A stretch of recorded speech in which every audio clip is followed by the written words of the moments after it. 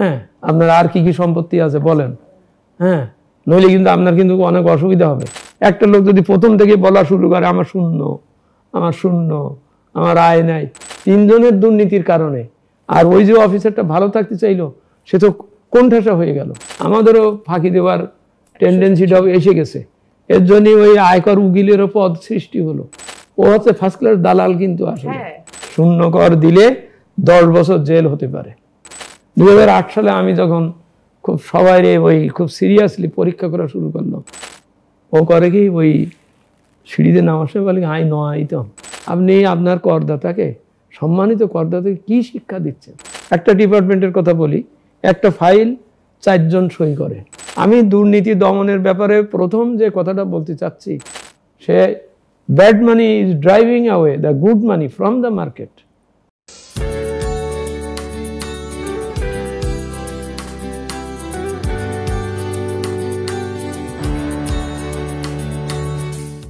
প্রিয় দর্শক, দৈনিক আমার বাংলার নিয়মিত আয়োজনে আমি শামীমা ঝুমুর আপনাদের সবাইকে জানাই স্বাগতম। আজ আমাদের স্টুডিওতে আমাদের মাঝে উপস্থিত আছেন জনাব ডক্টর মোহাম্মদ আব্দুল মজিদ, যিনি সাবেক সচিব এবং চেয়ারম্যান জাতীয় রাজস্ব বোর্ড, এবং বর্তমানে চেয়ারম্যান হিসেবে আছেন SDF এর সাথে। আসসালামু আলাইকুম। ওয়ালাইকুম আসসালাম। যে আপনি সময় করে আমাদের স্টুডিওতে এসেছেন, এর জন্য আমরা সত্যি কৃতজ্ঞ। আমরা কিছু বিষয় নিয়ে আলোচনা করব, আশা করি যে আপনি আমাদেরকে কিছু ধারণা, কিছু তথ্য আমাদেরকে দিতে পারবেন। তো প্রথমে আমি যদি জানতে চাই, অনেকেই বলে যে বাংলাদেশে আসলে সত্যিকারের কর শিক্ষা বলে কিছু নেই।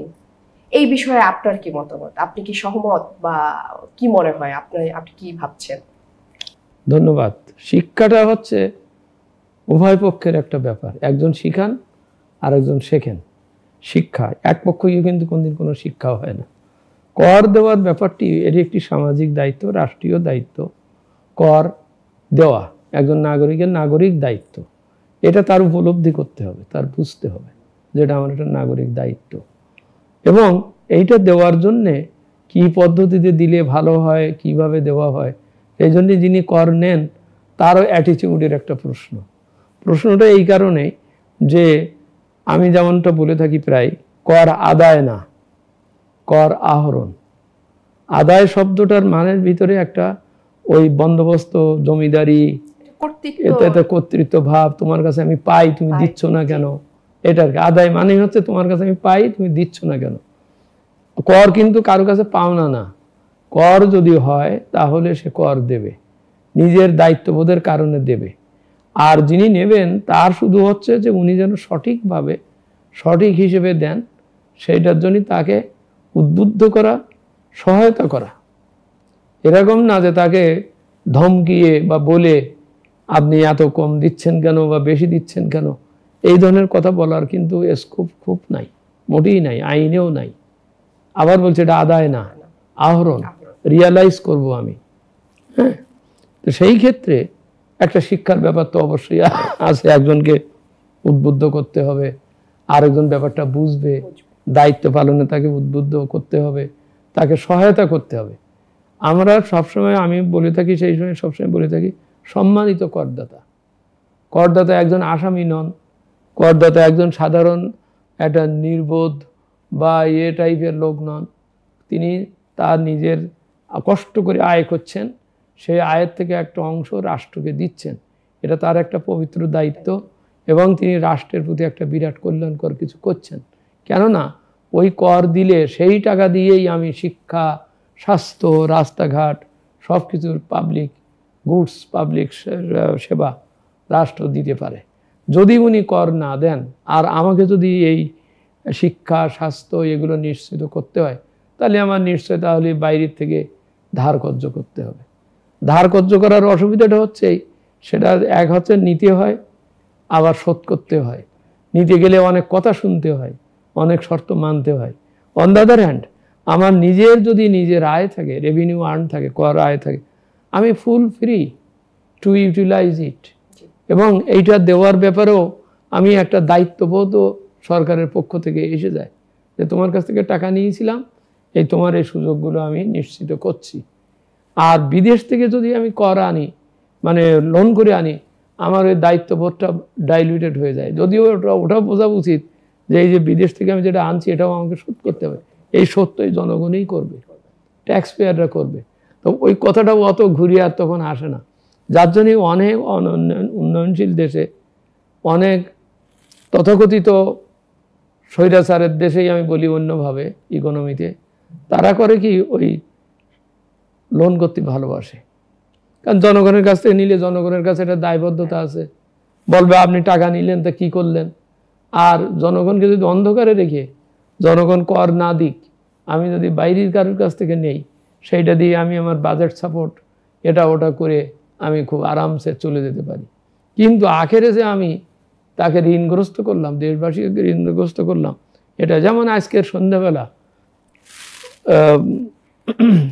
আপনার জীবননগর যশোরের একটা গ্রামের কসিমউদ্দিন মোল্লা বিকেলবেলায় সন্ধ্যাবেলা কিছুক্ষণ আগে মারা গেছেন, ধরেন হ্যাঁ মারা গেছেন, কিছুক্ষণ আগে মারা গেছেন। আজ রাত্রি তার যদি সমাহিত হয় তা ফেরেশতা এসে তো জিজ্ঞেস করবে, ভাই তোমার 85,000 টাকা বিদেশি ঋণ নিয়ে তুমি আসছো, বা 85,000 টাকা সরকারি ঋণ নিয়ে আসছো, তুমি জানো যে ঋণ নিয়ে মারা যেতে হয় না। অথবা তোমার ছেলে যদি বলে তোমার লাশের সামনে দিয়ে যে ওনার কাছে যদি কেউ কিছু পান তাহলে দেন ফেরত। এখন ওই কসিমউদ্দিন মোল্লার ছেলে যদি কিছুক্ষণ পরে বলে তার জানাজার সামনে যে ওনার কাছে কেউ যদি দেনা পাওনা থাকেন তাহলে আমার সাথে যোগাযোগ করেন, আমি দেব। কিভাবে কসিমউদ্দিন ছেলে এই 80,000 টাকা লোন সরকার মাথা পিছু যে লোন নিয়েছে সেটা দেবে? অর্থাৎ এখানে দায়িত্ববোধ, চিন্তা, চেতনার সব দিক থেকে সে একটা বাধা পড়ে যাচ্ছে লোন নিলে। অথচ এই লোন নিতে হয় না যদি ওনার যে টাকা যেটুকু তার ইয়ে আছে সেটা তিনি যদি দিতেন। দায়িত্ববোধের ব্যাপার। সেই জন্য আমি মনে করি কর শিক্ষা বাংলাদেশে সেই পর্যায়ে নাই, এই জন্যই যে আমার করের অফিসরা ওই আদায়ের মনোভাবে তারা চলে, এবং আহরণ করতে যেয়ে তাকে যে উদ্বুদ্ধ করা, সহায়তা করা, এইটা তার মনে হয় তার সিলেবাসে নাই, মনে হয় সিস্টেমটা ওরকম হয়ে গেছে। এর কারণটাও ঐতিহাসিক। সেটা হচ্ছে যে 1947 সাল পর্যন্ত 1793 সালের লর্ড কর্নওয়ালিসের চিরস্থায়ী বন্দোবস্ত শুরু হওয়ার পর থেকে জমিদার সে ইংরেজরা বললো যে আমি যে ওই মানুষের কাছে টাকা চাইতে পারবো না, জমিদার তুমি আদায় করবা, করে দেবা, তুমি একটু কিছু রেখো, এটা কমিশন টাইপের তুমি রেখো।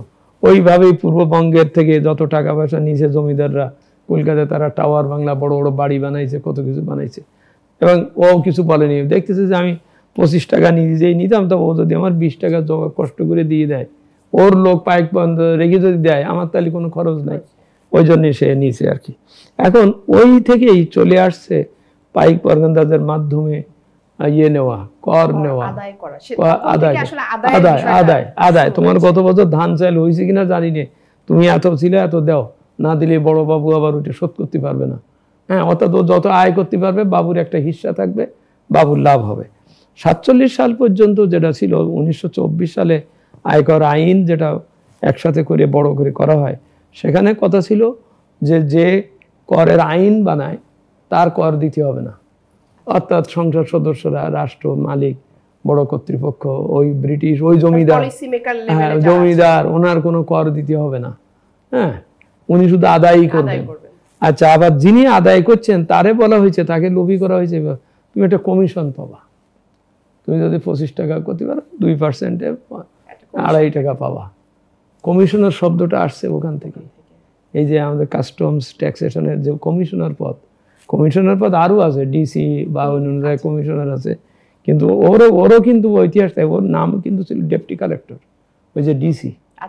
সেটা আমরা করেছি এখন ডেপুটি কমিশনার, আর বাংলায় করেছি জেলা প্রশাসক, মানে আরো বেশি তুমি একজন প্রশাসক ইত্যাদি আর কি। যাই হোক, তো ওর কমিশন দেওয়ার প্রথাটা ছিল 47 সাল পর্যন্ত। ফলে ওর বেতন টেতন দিতে হতো না, ওখান থেকে ও যা আয় করতো সেটা। ফলে ওর একটা সবসময় ওই একটা কি বলে ইয়ে থাকতো, অ্যাগ্রেসিভ একটা অ্যাটিটিউড, যা নিতে পারবো আমি ততটা কমিশন পাবো, কমিশনের যা ধর্ম বা যে সেইভাবে তারা চলছে।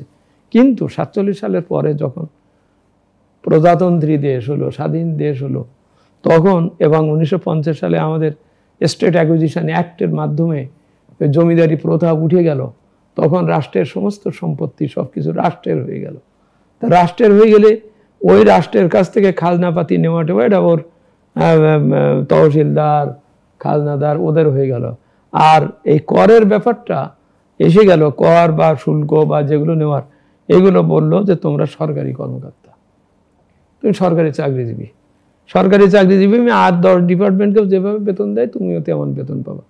ও যেখানে আগে কমিশন পাইতো সেখানে তার একটা বেতনের কাঠামোর ভিতরে এসে গেল, এবং সে তখন থেকেই সে খুব মনক্ষুণ্ণ যে আমি বেশি করে আয় করি, আমার লাভ কি, আদায় করে লাভ কি, ওরও 4500 টাকা বেতন, আমারও 4500 টাকা বেতন, আমি আর খাটবো কেন।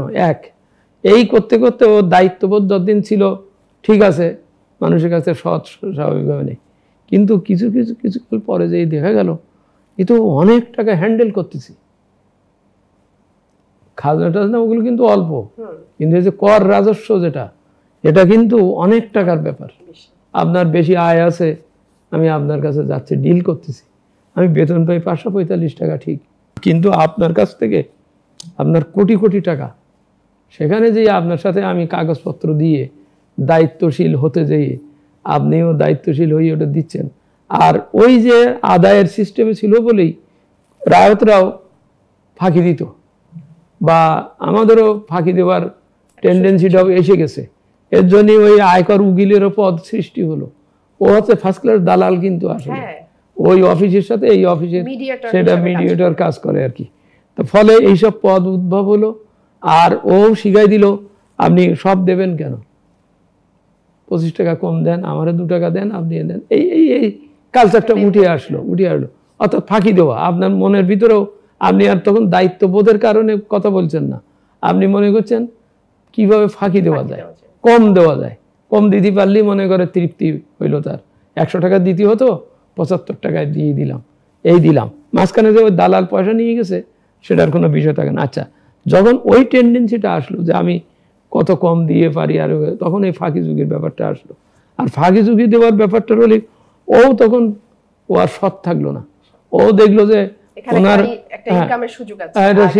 সুযোগ আছে। প্রথমে বললো হ্যাঁ আপনার বিরাট কিছু হয়েছে, আপনার 2.5 লাখ টাকা ফাইন হবে, হ্যাঁ ট্যাক্স হবে। ওই উকিলের মাধ্যমে বললো 2.5 লাখ টাকা, যে এ বললো যে 2.5 লাখ টাকা, বাবারে এত টাকা, কিছু করা যায় না। আচ্ছা ঠিক আছে, দেখি বুঝিয়ে টুজিয়ে কিছু করতে পারি কিনা। আসলে কর কিন্তু 2500 টাকা, হয়তো 25,000 টাকা কর, প্রকৃত কর, কিন্তু 2.5 লাখ টাকা। সে একটা ভয় দেখাইলো, দেখিয়ে এই দালাল তার সাথে ঠিক করে 1.5 লাখ টাকায় দফা রফা করলো। এই লোক মনে করলো 2.5 লাখ টাকার জায়গায় 1.5 লাখ দিচ্ছি, তাহলে আমার 1 লাখ টাকা সেভ হচ্ছে, সেভের কথা ভাবতেছে, পথঘাট বের করতেছে, কিভাবে করতে এটা করতে হয় আমি দেখাই দেবো ইত্যাদি। ওর উপরে খুব নির্ভরশীল হয়ে গেল। যেই 75 লাখ, আগে 1.5 লাখ টাকা সে কর দেওয়ার পরে 2008 সালে আমি যখন খুব সবাই ওই খুব সিরিয়াসলি পরীক্ষা করা শুরু করলাম যে কে কি ফাঁকি দিছে আর কি, তখন দেখা গেল এক বৃদ্ধ লোকের আমি ডাকলাম, আপনি মিয়া আপনার কর হওয়ার কথা 50,000, হ্যাঁ, কিন্তু আপনার এখানে তো জমা পড়েছে 30,000। তখন সে বলল স্যার এইটা যে 50,000, আমার কিন্তু বলছিল 1 লাখ টাকা লাগবে। 1 লাখ টাকা লাগলে আমি তো দিশাহারা হয়ে গেলাম। আমার ওই হেড ক্লার্ক আছে, আর ওই উকিল আছে, উকিলের সাথে ছাড়া কথা বলা যায় না, ওদের সাথে যাই এসে বললো ম্যানেজ হয়েছে। কিভাবে ম্যানেজ হয়েছে? 50,000 টাকা, 1 লাখ টাকার জায়গায় 50,000 টাকা। তো বলে আমি দিছি, ম্যানেজ হয়েছে দিছি। এখন আপনি বলতেছেন হুজুর যে আপনি 30 পাইছেন মাত্র, তাহলে আমার 20,000 টাকা বকেয়া পড়ে গেছে, আমি তো ওরে 50,000 দিয়ে দিছি। তারা এখন কোথায়? সেই উকিল তো এখন আর নাই, ওই অফিসার তো চলে গেছে। আর এক অফিসার এসে বলতেছে ওরে কি দিয়েছিলেন আমি জানি না, আপনার এখন এত দিতে হবে। আমি আবার আর একটা ফ্যাকড়ায় পড়লাম। এই যে ম্যানেজ করার যে সংস্কৃতি, এটা গড়ে উঠছে। গড়ে ওঠাতেই ও যেমন অতিরিক্ত টাকার লোভে ও কিন্তু আর বেতনটার অত আর মনে করে না, তাই বেতন কত পাচ্ছে কিনা। আমি কোট আনকোট করে বলছি, অধিকাংশই আমার লোকেরাও অনেকে বেতন নেওয়ার জন্য এ করে না, এবং অধিকাংশ লোকেরাই ছুটি নিতে চায় না। আচ্ছা, কারণ থাকলে একটা ফাইল হলে হবে। এরা আমি অন্যভাবে তাদের একজন প্রাক্তন সহকর্মী হিসেবে বলতে বাধ্য হচ্ছি আর কি, এ কালচার শুধু এখানে না, যেসব জায়গায় বহু জায়গায় এগুলো গড়ে উঠেছে। এটা গড়ে উঠেছে হিস্টোরিক্যালি করে ওর ওখানে, কারণ সেটা পর্যায়ক্রমে এত হয়েছে। একটা ডিপার্টমেন্টের কথা বলি, একটা ফাইল 4 জন সই করে, নিচের ক্লার অ্যাসিস্ট্যান্ট হয়তো, তারপরে ডেপুটি, তারপরে জয়েন্ট, তারপরে কমিশনার। ওদের 4 জনের ভিতরে একটা আন্ডারস্ট্যান্ডিং তারা তৈরি করেই নিয়েছে যে সারাদিন পরে যদি 3টা ফাইল সই করি, তাহলে 3টে ফাইলে রেট বলা আছে, হিসেব করা আছে, ওই নিচের জন প্রথম জন সে নেয়, নিয়ে সন্ধ্যার পরে 4 জনের ভাগ করে নিয়ে নেয়। এখন তৃতীয় জন, কথার কথা জয়েন্ট সেক্রেটারি, কমিশনার বা কিছু, সে যদি বলে যে না ভাই আমি না, আমি পড়াশোনা করে আসছি, আমার একটা নৈতিক আছে, নেব না, ও ওখানে থাকতে পারবে না, ওই অফিসে ওর পোস্টিং থাকবে না। কেন থাকবে না? প্রথম পয়েন্ট হচ্ছে ওরা মনে করবে যে এই ভদ্রলোক চেইন ব্রেক হচ্ছে, বা প্রথমে মনে করবে এই ভদ্রলোক হয়তো পার্টির কাছ থেকে আলাদা করে কিছু নিয়েছে, সেই জন্য আজকে এটা নিতে চাচ্ছে না। প্রথম সন্দেহ সে করবে। দ্বিতীয় সন্দেহ করবে, আমরা 4 জনের ভিতরে ও যদি না নেয়, তাহলে ও একসময় রাজসাক্ষী হবে। আমরা যদি কোনো একটা দুর্নীতির কোনো কেসে পড়ে যাই, পড়তে হবে, এটা ভালো করে জানে যে এসব কোনো না কোনো জায়গায় ধরা খাবে, উইক হয়ে যায়, তখন ও তো বলে দিতে পারে। যেটাই আমরা যেমন ইদানিংকালে জানি, একজন সাবেক পুলিশের আইজি, তিনি বলছেন আমি রাজসাক্ষী হব। এখন তার কাছেই সব কিছু ছিল, সে সব জানে, সে যদি এখন বলা শুরু করে দেয়, অবস্থাটা কেমন? সেই জন্যই একটা দলের ভিতরে, টিমের ভিতরে কেউ যদি বিট্রে করতে চায়, আমি বিট্রে বলছি ওই অর্থে, ওর দায়িত্ব পালন করতে চাচ্ছে না, এর সাথে যুক্ত হতে চাচ্ছে না, কিন্তু এরা 3 জন ওরে কোঅপারেট করবে না, এবং ফলে ওখানে থাকবে না, ওরে বদলি দেওয়া হবে, এবং এমনও হবে যে ওর সাথে ওর এমন একটা কেসের ভিতর ফেলে দেওয়া হবে, এমনভাবে দেওয়া হবে যে ও যেন আর কথা চলতে পারবে না। আমি দুর্নীতি দমনের ব্যাপারে প্রথম যে কথাটা বলতে চাচ্ছি, দুর্নীতি দমন করেন এই জন্যই যে যারা কোণঠাসা হয়ে যাচ্ছে 3 জনের দুর্নীতির কারণে, আর ওই যে অফিসারটা ভালো থাকতে চাইলো, সে তো কোণঠাসা হয়ে গেল। সে bad money is driving away the good money from the market, গ্রেশামসের সিনড্রোম। তা সুতরাং এই কর শিক্ষা, আপনার শিক্ষার কথা দিয়ে থাকি, কর শিক্ষাটা দরকার উভয়ের জন্যে, এনলাইটেন্ড হওয়ার জন্যে, যে আমার দায়িত্ব এখতিয়ারে এই পর্যন্ত, আমার ওনার সাহায্য করতে হবে, ওনাকে বুঝাতে হবে, বুঝিয়ে ওনার কাছ থেকে যেন উনি কর ফাঁকি না দিতে পারেন, এটা আমার রাষ্ট্রীয় দায়িত্ব। কিন্তু আমি যদি অলটা ঘুরিয়ে আমি ওইটাকে একটা নিবর্তনমূলক একটা পরিস্থিতিতে নিয়ে যাই, তাতে উনিও কর দিতে আর চাবেন না ভবিষ্যতে, ও ফাঁকি দেবে, ফাঁকি দেবেই। আইনের ভিতরে যদি এমন কোনো জটিলতা থাকে, তাহলে ওই আইন অমান্যের পরিবেশ সৃষ্টি হয়। যেমন একজন নতুন করদাতা হয়তো মফস্বল শহরে, সেই গ্রাম থেকে বা ইউনিয়ন পরিষদ থেকে, আমরা এখন বলছি ইউনিয়নেও মানুষের আয় বেড়েছে, আসছে হয়তো কথার কথা নোয়াখালীর কর অফিসে আসছে, দোতলা অফিস, উঠে বলছে আমি তো করদাতা হতে চাই, টিন খুলতে চাই, ঠিক আছে এটা ফিল আপ করে, আপনার এইটা লেখেন, আপনার কি কি সম্পদ আছে, এই আছে। কথাটা যদি সে ভালো করে বুঝাই বলে যে না আপনি এইভাবে দেন, যা মনে ওঠে তাই দেন, পরের বছর ওটা অ্যাডজাস্ট করলেই হবে, আপনার এর জন্য কোনো সমস্যা নেই, আপনি ডিক্লেয়ার দিয়ে আপনি আগে করদাতাটা হন, ভালো করে বললে, তাহলে ও কিন্তু স্বেচ্ছায় সুন্দরভাবে যা ঘোষণা দেয় ও দিয়ে যাবে, চলে যাবে, ও কর দেবে। মানুষ কিন্তু কর দিতে চায়, আমি সকল প্রকার বহু সাইকোলজিক্যাল করে দেখেছি, মানুষ কিন্তু দেশে রাষ্ট্রে বসবাস করতে গেলে তার যেটুকু কর হয় সেটা সে দিতে চায়, কিন্তু ভয় পায় ওই পদ্ধতির কারণে, চাওয়ার ধরনের কারণে, সে ভয় পায়। ওই যদি বলে না আপনি মনে হয় সব বলছেন না, আপনি সব ঠিক মতন দেবেন, আপনার আর কি কি সম্পত্তি আছে বলেন, নইলে কিন্তু আপনার কিন্তু অনেক অসুবিধা হবে, আপনি দেখেন, খুব ভালো করে চিন্তা করে দেখেন, ও করে কি ওই সিঁড়িতে নামার সময় বলে আই ন আইতাম, এই অফিসে আর ন আইতাম, হ্যাঁ আমি এই অফিসে আর আসতাম না। কারণ ওইসব ধমক শুনে পদ্ধতির ধমক শুনে, যেমন 3-4 দিন আগে আপনারা দেখেছেন পেপারে লিখেছে যে অনেকে বলে শূন্য দেখাচ্ছে, শূন্য শূন্য কর, হ্যাঁ ওই যে অনলাইনে শূন্য কর দিচ্ছে, হয়তো 1-2জন দিয়েছে বা কি মনে করেছে, এনবিআর সঙ্গে সঙ্গে একটা ইয়ে দিয়ে দিল প্রেস নোট যে শূন্য কর দিলে 10 বছর জেল হতে পারে। কি ধরনের একটা ভয়! একজনে তো অজানা কারণে দিচ্ছে, শূন্য দিচ্ছে, কজন দিচ্ছে কিনা আদৌ, বা দিলেও কি হবে, আপনি তারটা গ্রহণ করেন না, কিন্তু আপনি তার 10 বছরের ভয় দেখাইলে সে তখন তো বেকায়দায় পড়ে যাবে, জেল জরিমানা হবে, কি অবস্থা। ওনার আইনে আছে এটা ঠিক, আগের আইনের 84 সালেরটা আমার মুখস্থ আছে, আমি সেটাই বলছি। 164 ধারায় আছে যে ভুল তথ্য দিতে পারবেন না, মানে আমার এত আয় না, এটা একটা 165 ধারায় আছে যে তথ্য গোপন করবেন না, মানে আপনার যা আছে সেটা করবেন না। 166 ধারায় আছে কর কম দেবেন না। এই 3টে ধারা হয়তো আছে, আইনে আছে, বর্তমানেও এটা আছে। তো সেইটা ওই শূন্য দেওয়া মানেই হচ্ছে তথ্য গোপন করতেছে, এ করতেছে।